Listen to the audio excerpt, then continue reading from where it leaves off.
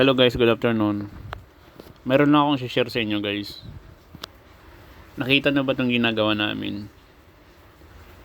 Yan, yan. Yung magaganyan ng pizza dough. Yan. Alam niyo ba guys, dati ayaw kong maggaganyan kasi feeling ko napaka OA lang. Pwede naman siyang gamitan ng rolling pin, di ba? Ba't pa kailangang ihagis-hagis? Yan, pag ganyan-ganyan. Bandang huli guys, na-realize ko. Ang sarap pala. Pag hinahagis ka. Pag hinahagis ka, bumabalik. Hindi katulad ng iba, pag hinagis na, hindi na bumabalik. Yan, ganyan guys, no? So, ang sarap sa feeling na kahit pa paano nakapunta ako sa isang kumpanya na meron na naman ako natutunan.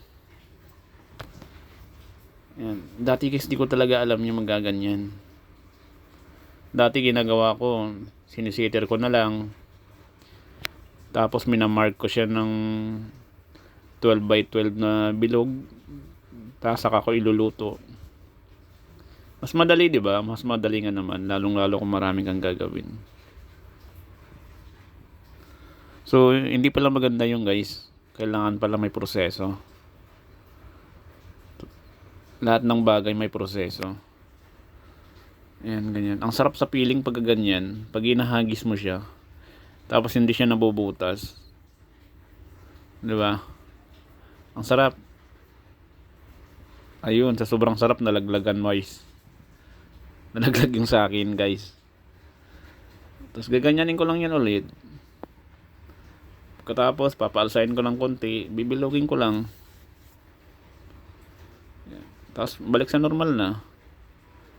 Yan, ganyan-ganyan ka lang. Yan, pag ganyan-ganyan ka lang guys. Hanggang maghapon na yan guys.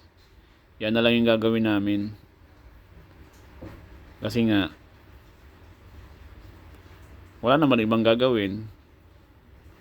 'Di ba? So namimiss ko yan, no? Buti pa dyan sa trabaho, nakakapag-pitix ka. Pero pag nasa bahay ka na, walang salitang pitix. Bawat oras may trabaho. Kasi nga, hindi ka pwede magpahinga. Wala pamilyado ka eh. So, kailangan every time magtatrabaho ka. Sa bahay nga lang.